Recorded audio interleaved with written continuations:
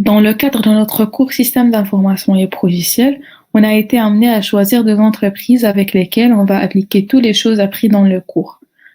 Dans notre cas, on a choisi l'entreprise Xiaomi. Xiaomi est une entreprise chinoise d'électronique et d'informatique spécialisée dans la téléphonie mobile et l'électronique grand public. Donc Xiaomi est devenu deuxième constructeur mondial vendant le plus de smartphones en 2021 derrière Samsung et surpassant Apple. Donc, cette présentation est présentée par ma collègue Kalima Ishaba et moi, Lamrati Aya, et encadrée par notre professeur Saïd Kourram. Avant de commencer la première partie de la présentation, j'aimerais bien vous annoncer le plan. En premier lieu, on va débuter par une petite introduction. Après, on va voir les architectures, la notion d'RPA, data mining et ses outils, NoSQL, les méthodes de management, Gantt, fonction de la MOA, modèle de maturité, on a pris comme exemple CMMI. On a la stratégie d'entreprise Xiaomi qu'on a choisie. L'urbanisation et l'alignement stratégique. On va voir la notion de TUGAF, management des risques, modélisation de Warehouse Output Process. On va voir Odoo et finissons par une petite conclusion. Donc, le système d'information est aujourd'hui un élément central du fonctionnement d'une organisation. Un système d'information peut être défini comme un ensemble de ressources. Quand je dis ressources, il peut être un personnel, logiciel, processus données matériels, équipements informatiques et de télécommunications, permettant la collecte, le stockage, la structuration, la modélisation, la gestion, la manipulation, l'analyse, le transport, l'échange et la diffusion des informations. Et quand je dis information, peut être texte, image, son, vidéo, etc., au sein d'une organisation. La définition donnée précédemment laisse entrevoir la complexité du système d'information, dont les déclinaisons vont s'exprimer à l'aide des différentes architectures qui vont être présentées par ma collègue Karima. L'objectif de l'architecture ici est d'analyser, définir et cadrer l'évolution des systèmes de l'information en fonction de la stratégie des processus métiers et des innovations technologiques. Alors maintenant, on va définir 4 architectures. La première, c'est l'architecture monolithique. La deuxième, architecture URP. Après, une architecture UAI. Et finalement, architecture SEA. Alors, l'architecture monolithique ou un monolithe est conçu comme un grand système déployé comme une seule unité derrière un répartiteur de charges. Il dépend généralement d'une base de données unique.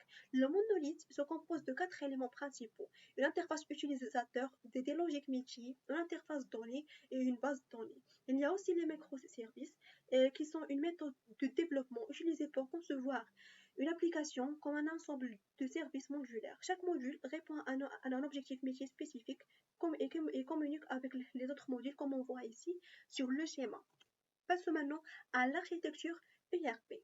La plateforme technique de l'ERP est versionnée avec des patchs, service pack, révisions qui sont beaucoup moins automatisées que les logiciels bureautiques, navigateurs, etc. Car le changement de version peut avoir des impacts sur toutes les couches de personnalisation et la configuration. Après, il y a Enterprise Application Integration. Il permet aux applications d'échanger dans les formats que les applications reconnaissent. Pour cela, un référentiel contient toutes les règles de traduction et de conversion des messages. Et finalement, l'architecture SOA. Alors, les systèmes logiciels ont été initialement conçus avec des architectures monolithiques, difficiles à gérer et à faire évoluer. SOA pallie ce problème et va plus loin en fournissant un cadre dans lequel les applications sont considérées comme un ensemble de services qui communiquent entre eux via un protocole de réseau commun. Donc, après que ma collègue Karima vous a présenté les différentes architectures, on sait bien que presque tout ce qui se passe sur un ordinateur et qu'un humain peut contrôler par l'intermédiaire d'une souris et d'un clavier et aussi effectuer des traitements purement informatiques, comme par exemple appeler des web services, se connecter à des bases de données et la connexion à l'ERP et d'autres transactions back-office, tant que la technologie peut effectuer l'action seule sans l'intervention d'un être humain et sans une partie cognitive dans le déroulement du processus. Nous sommes dans un contexte d'automatisation RPA. Donc, en premier lieu, on va voir c'est quoi cette notion d'RPA et par suite, on va voir UiPath. RPA est l'acronyme de Robotic Process Automation qui se traduit en français par robotisation des processus automatisés. Ce n'est rien d'autre qu'un logiciel appelé robot qui réalise des travaux de traitement et de manipulation des données, d'échange entre les différents systèmes informatiques et de communication interne et externe. Pour les directions informatiques, la RPA permet donc de renforcer l'automatisation des processus de manière centralisée. Et parmi les meilleures entreprises mondiales pour le RPA, on a UiPath. Donc, on a choisi de travailler un exemple sur ce dernier, mais en premier lieu, on définit UiPath, qui est une société spécialisée dans le développement de logiciels et d'une plateforme RPA destinée à automatiser efficacement les processus métiers. UiPath a la capacité d'établir un lien entre les plateformes digitales et extraire les données de ce dernier. Comme exemple, on a pris la page dont il y a les téléphones Xiaomi dans le site web Jumia et à l'aide de UiPath, on a pu extraire la base de données de cette page qui contient les données suivantes, par exemple le nom des téléphones, le prix, caractéristiques, etc. Et toutes ces données sont sous format Excel. Après l'exportation des données avec UiPath, il est important d'exploiter ces données dans notre application métier ERP pour acquérir une compréhension approfondie de notre processus. Nous saurons ce qu'il faut automatiser et comment le faire mieux. Et aussi, on démontrer l'impact après coup. Cela fait à l'aide du data mining, qui désigne le processus d'analyse de volumes massifs de données et du big data sous différents angles afin d'identifier les relations entre les data et les transformer en informations exploitables. Donc, on va aborder cette notion, on va voir les outils du data mining, définition du K-Name, les décideurs de l'entreprise Xiaomi, arbre de décision avec K-Name.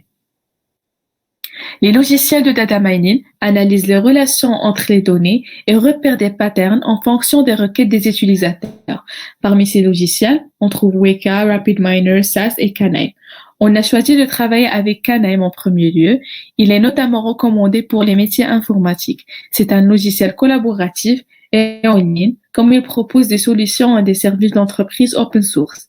Il offre K-Name Desktop, une plateforme open source pour l'accès intégré aux données, l'exportation des données, les statiques et la visualisation de la création de rapports. Donc, maintenant, on a une base de données qu'on l'a extrait d'après à l'aide de UiPath.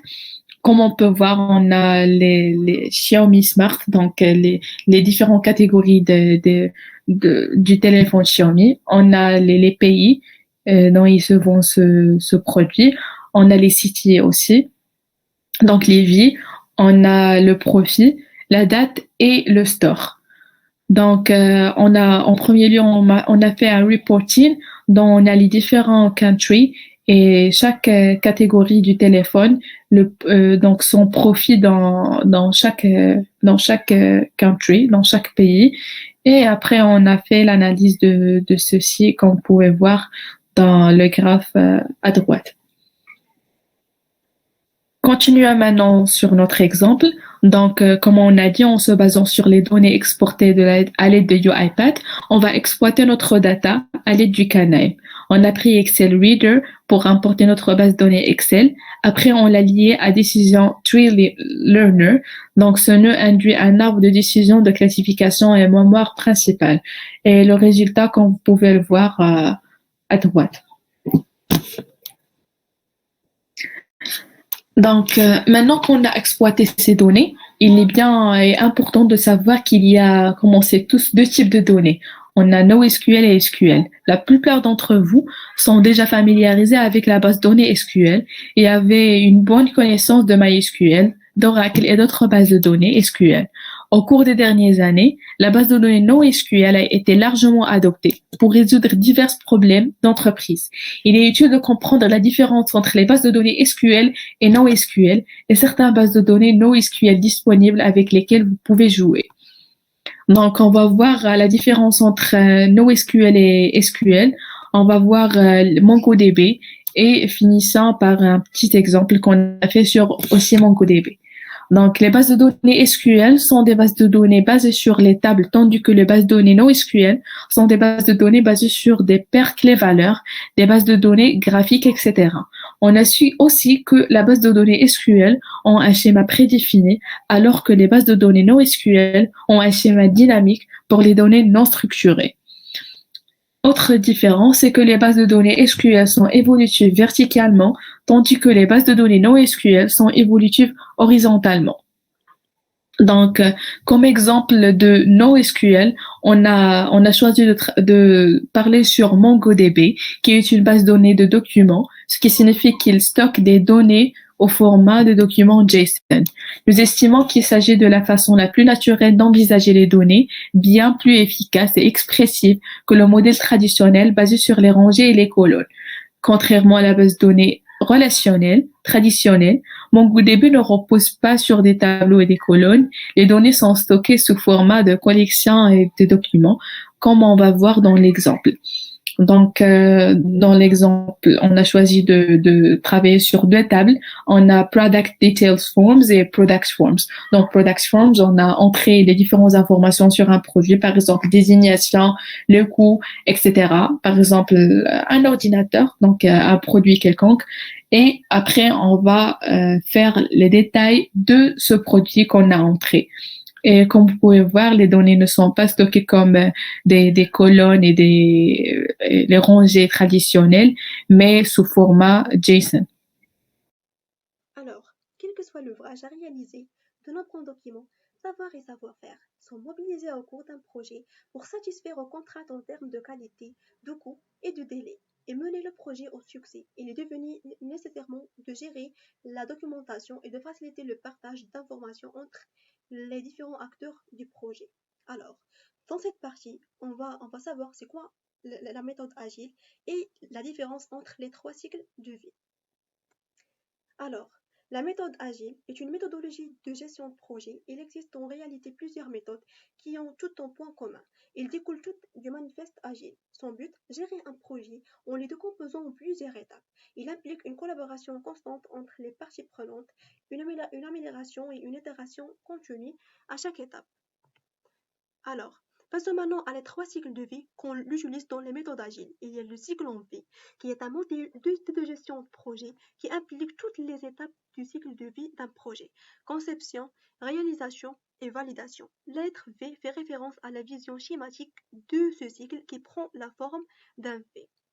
Le cycle itératif, un cycle dans lequel on prévoirait, à l'issue d'une phase de spécification et d'analyse, de répéter 3 fois une itération au cours de laquelle on réaliserait successivement la conception, le développement et le test.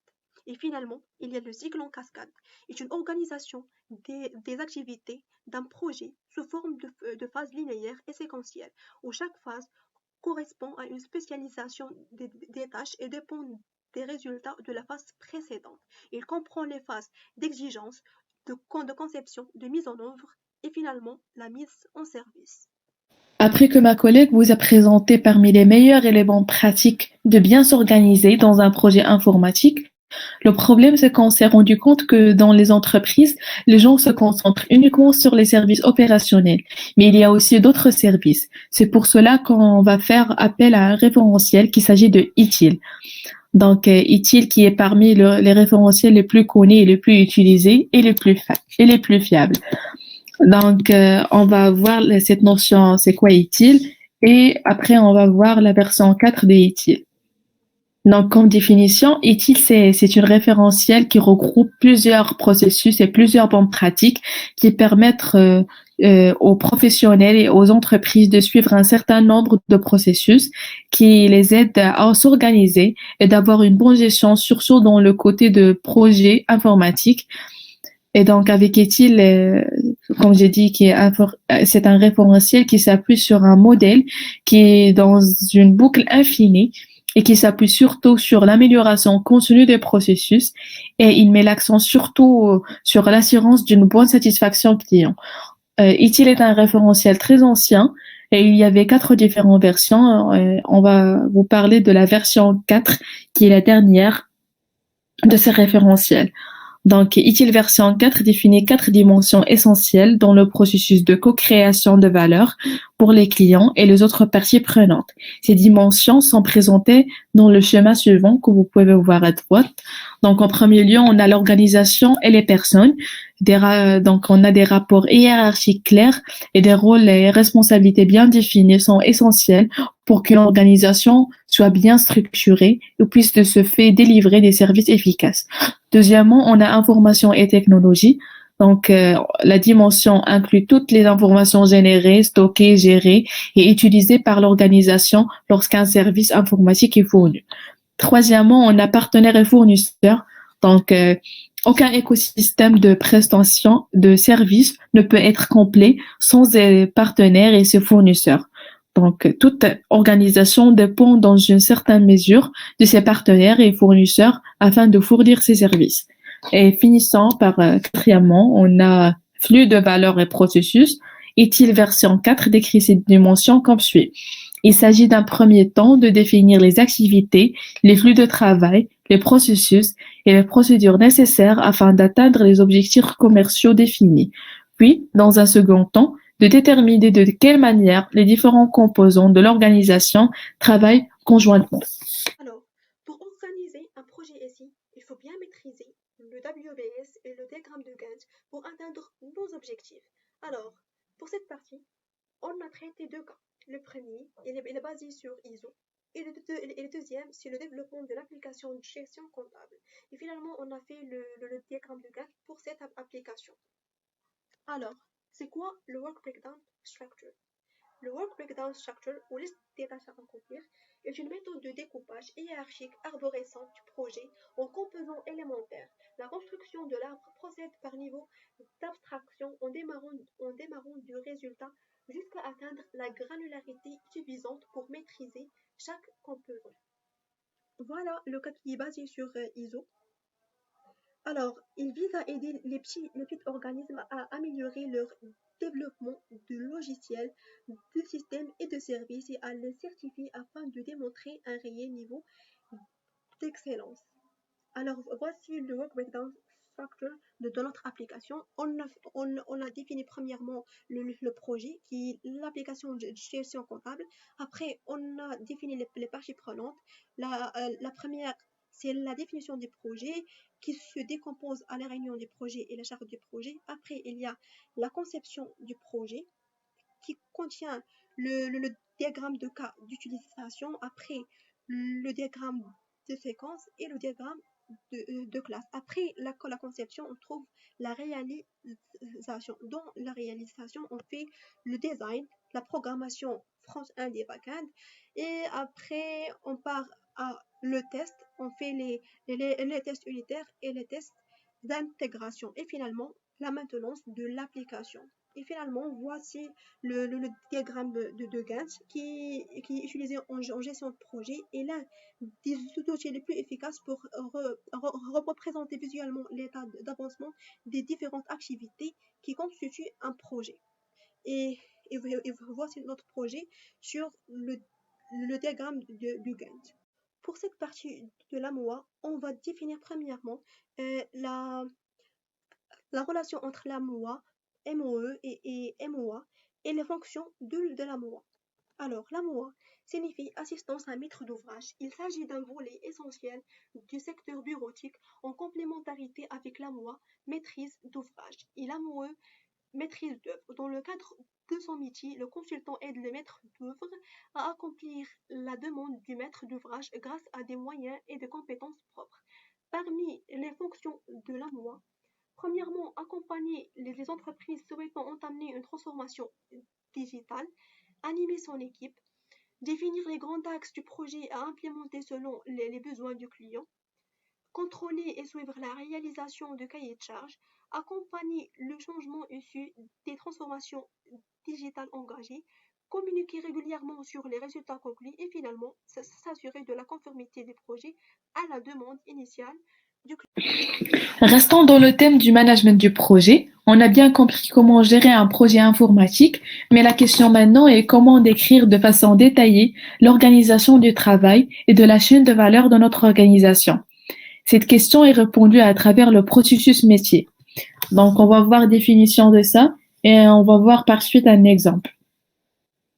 Donc, processus métier ou business process, c'est un enchaînement d'étapes à réaliser pour répondre à un objectif métier identifié. Ces étapes sont des actions exécutées par différents acteurs et synchronisées par des échanges. Le processus métier crée de valeur au sein d'une organisation. Donc, on a pris l'exemple d'un process mode lune de sortie. Donc,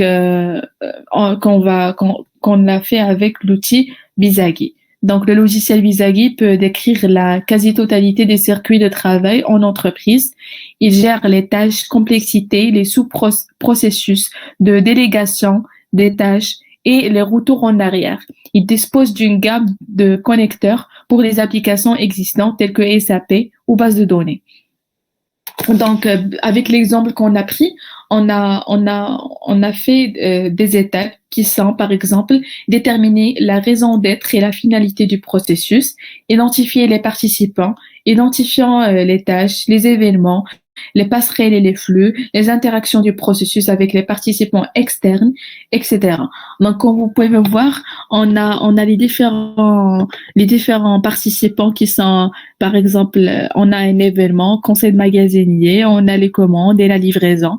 En premier lieu, par exemple, avec le dessert qui est vert, donc c'est le début de processus. On a notre début, c'est demander des articles. Après, on a les différents scénarios et les flux entre eux. Et pour comme on peut voir le losange, c'est une condition. Donc si oui, il passe par là, si oui, sinon il passe par d'autres. Et pour le cercle qui est en rouge, donc c'est la fin de notre process. Donc et voilà. Lorsque l'entreprise détecte des problèmes récurrents tels que retard dans les livraisons, dépassement de budget, insatisfaction du client, manque de visibilité du management, etc., il est important de se baser sur un référentiel pour répondre à ces problèmes. Il y en a plusieurs, mais il y a un modèle d'évaluation orienté processus de la capacité à atteindre les objectifs en matière de réalisation informatique qui est CMMI. Donc, on va voir qu'est-ce que CMMI. CMMI a été créé pour assurer les suivis de développement et les budgets sous l'appellation CMM. Par la suite, en absorbant notre spécification relative, le référentiel s'est adjoint à la lettre I pour intégration. CMMI a pour finalité essentielle de mesurer la capacité des projets et s'achever correctement en termes de détails, de fonctionnalité et de budget. Donc, comme on peut voir ici, on a 5 niveaux, de 0 à 5. Chaque niveau supérieur au premier porte son effort sur l'amélioration de quelques termes majeurs. L'amélioration de la maturité d'un organisme se caractérise par la réduction des délais de développement, la réduction des coûts, l'utilisation la plus efficace des ressources. Donc, comme on peut voir ici, niveau 0, qui est processus de gestion qui est jamais appliqué. On a le niveau 1 qui n'y a parmi les méthodes formelles, ni de cohérence, ni de standards sur la base desquels les systèmes seraient construits. On a niveau 2, il y a ce qui veut dire qu'il y a un consensus dans l'organisme sur la manière dont les choses doivent être gérées, mais cela n'a été ni formalisé ni écrit. On a niveau 3, le processus de développement est formalisé, documenté et appliqué. On a les niveaux 4, l'organisme a institué un processus formel de collecte d'informations métriques pour suivre et gérer son processus de développement. Et en finissant, on a le niveau 5, on a l'organisme exploite les mesures pour optimiser en permanence son processus de développement, modification de l'architecture de manière cohérente. Alors, une stratégie, il désigne l'ensemble des choix d'allocation de ressources qui définissent le périmètre d'activité d'une organisation en vue de réaliser ses objectifs. Alors aujourd'hui, on va définir notre stratégie d'entreprise Xiaomi.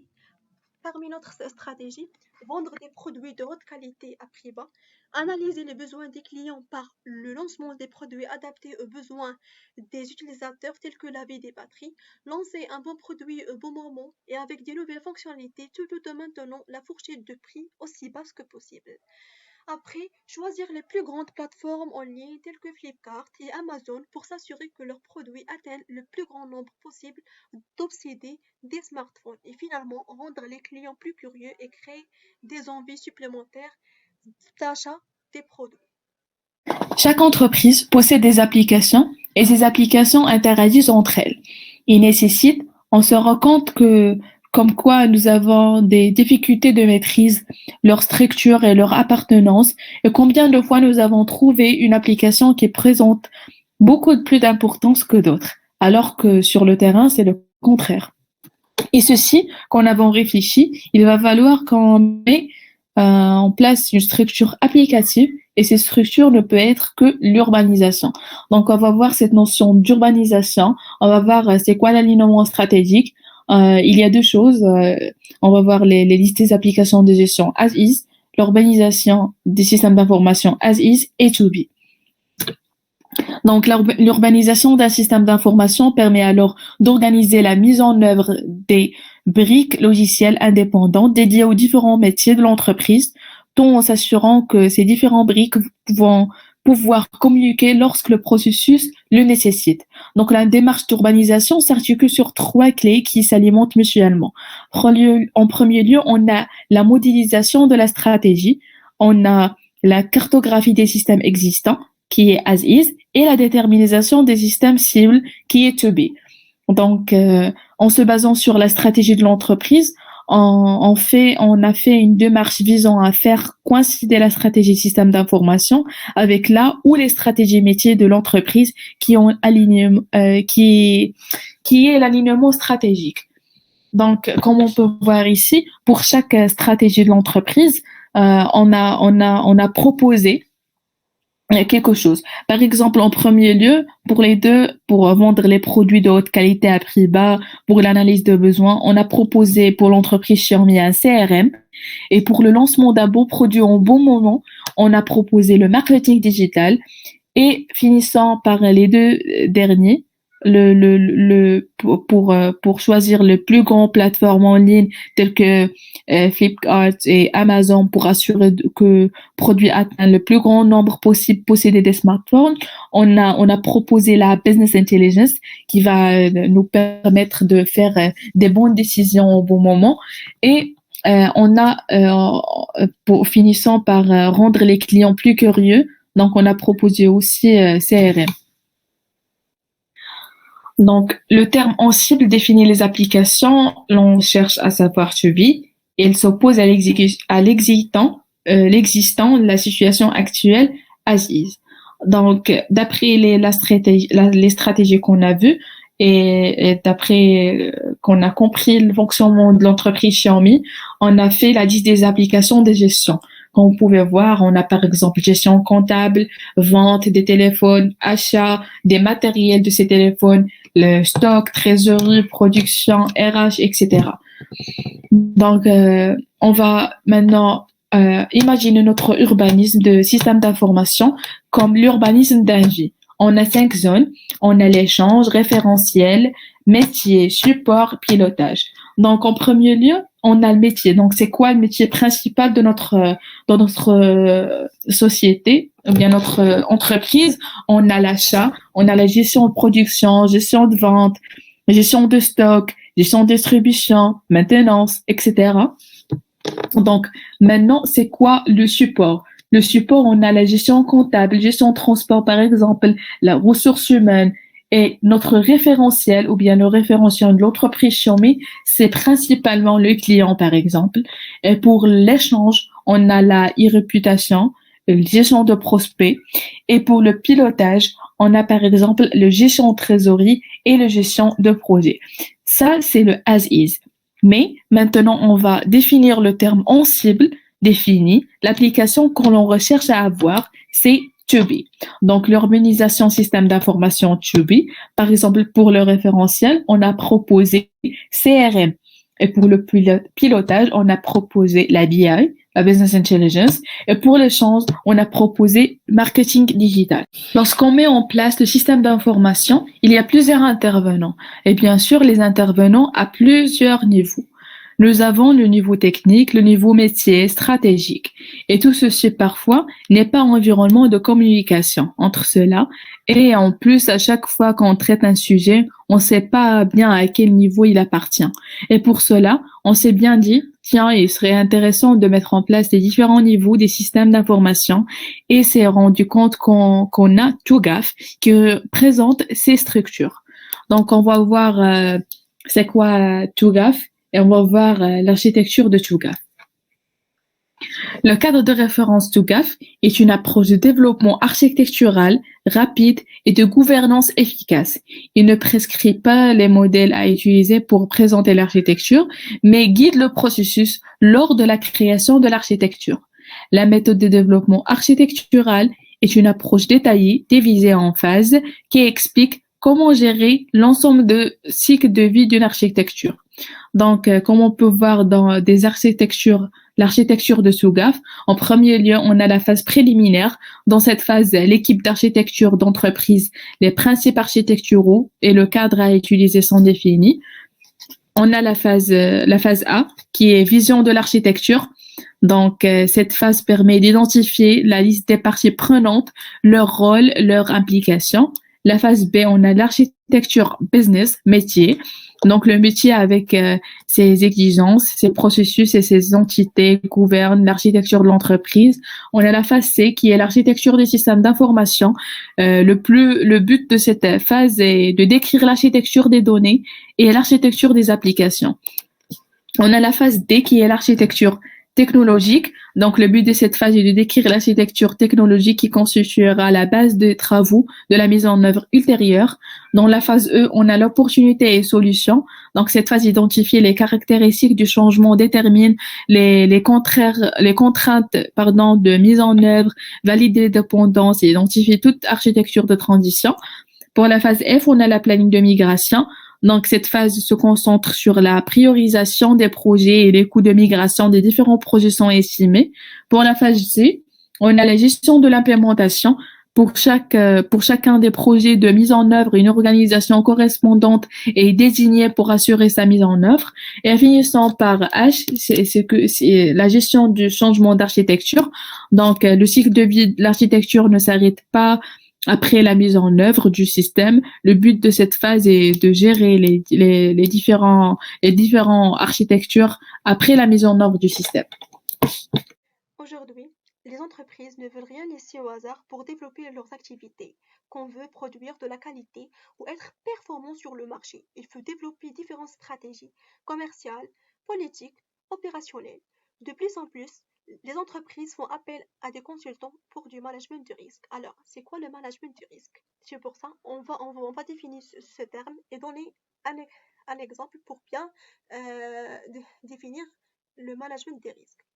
Alors, le management des risques est la discipline visant à identifier, évaluer et hiérarchiser les risques liés aux activités d'une organisation, quelle que soit l'origine de ces risques, puis à les traiter méthodiquement de manière coordonnée et économique afin de réduire et contrôler la probabilité des événements redoutés et leur impact éventuel.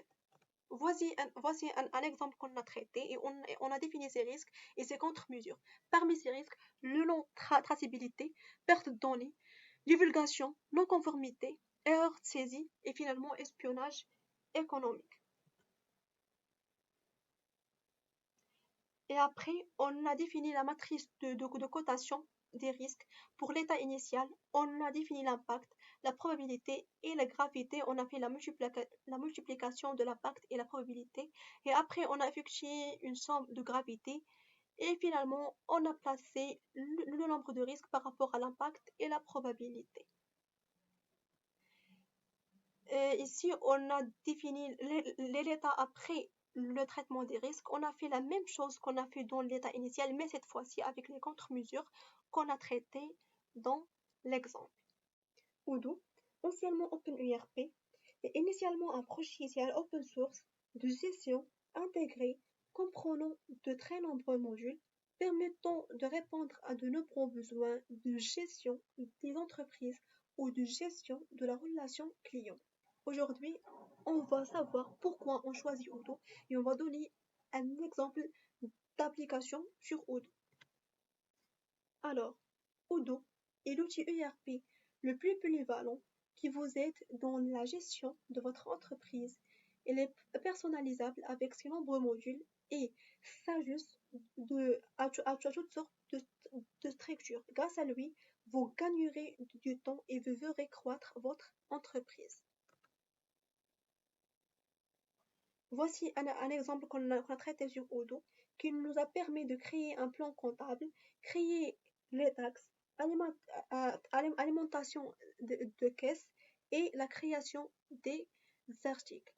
Le système d'information est relié à tous les organes de l'entreprise. Quand un organe est isolé, coupé du reste de l'entreprise, il cesse de fonctionner utilement. Alors, l'entreprise, il reste encore actif complexe. Il dispose d'un système de communication d'information qui comporte des instruments de collecte, de diffusion et de traitement. Et finalement, on tient à remercier notre prof Gourem Saïd pour son cours qui était très intéressant et qui nous a aidé à savoir le contenu de SI. Et merci pour votre attention.